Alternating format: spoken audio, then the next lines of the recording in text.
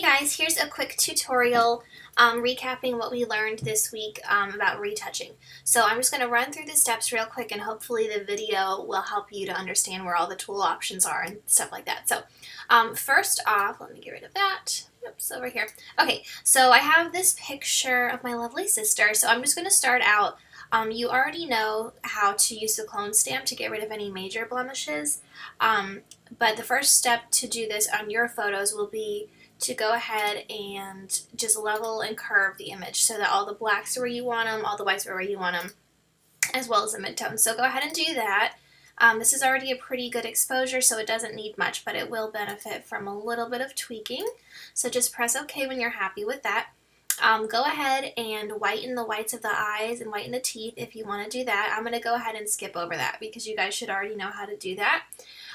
So I'm just going to skip straight to the blur smoothing technique that we learned this week. So once you have the photo roughly where you like it, any color correction done, you're going to come up to Edit and then Copy, or do Control or Command C, and that copies the image to your clipboard.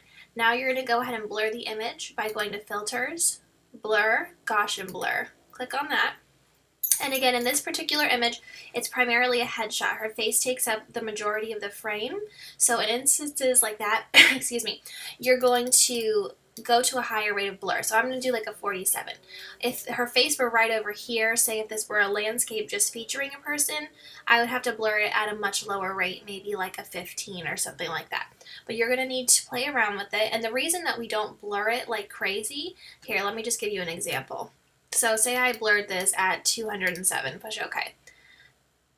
See, it's going to run. It takes a little while longer the higher up you blur. But basically what happens is any detail blurs too far. So for example, her smile lines right here, instead of being a contained area that's just softened, it will start to take up way too much room. So hopefully this blur will finish momentarily. Hold on. Well, that's another reason not to do the high rate of Gaussian blur. It takes way too long.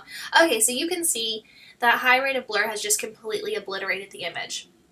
I'm losing a lot of the line detail, so that's the reason not to do it at such a high rate. So I'm just going to undo that real quickly and go ahead and do it at a 50, around a 50 or a 45, something like that.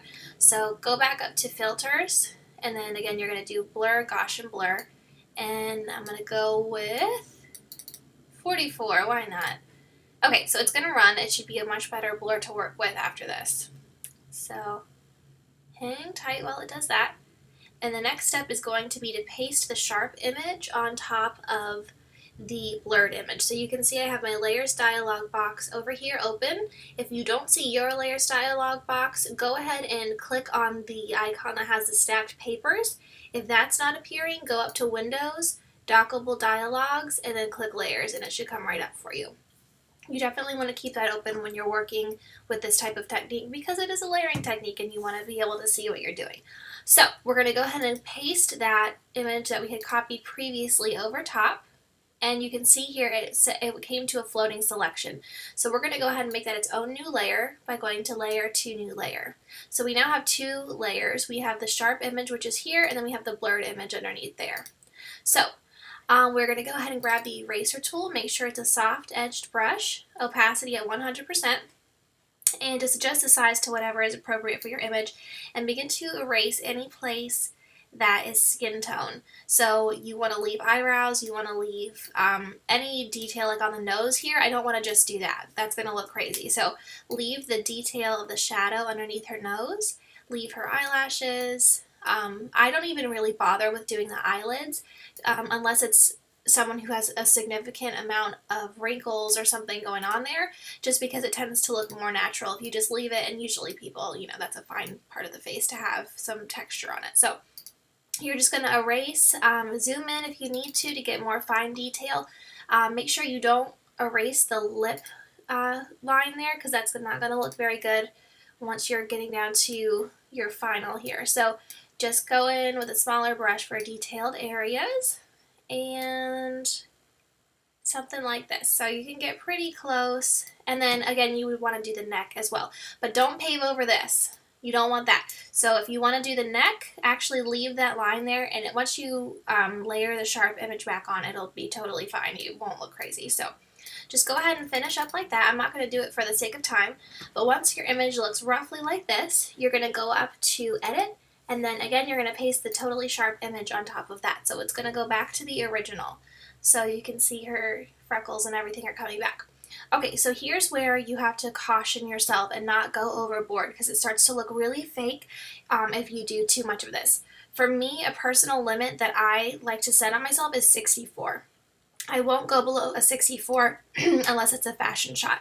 And even in that instance, you don't want people to look fake. If it looks like it's totally digitally manipulated, you've totally failed in your objective, which is to improve the photo so that it gives you more of a feeling of what it's like to see the person in real life, where you are not criticizing every little flaw on their face like you would in a picture. So you want to just be light-handed with that. On this one, I'm probably going to go to around 77. She still looks natural, but it's just a slight and subtle improvement. So once you're done with that, you're going to go up to Image, Flatten Image, and you're done. So go ahead and just go to File, Export, and then just name it and export it. And there you go. That's the blur technique, and I'm going to make a separate video to show you guys the contouring and digital makeup. Best of luck!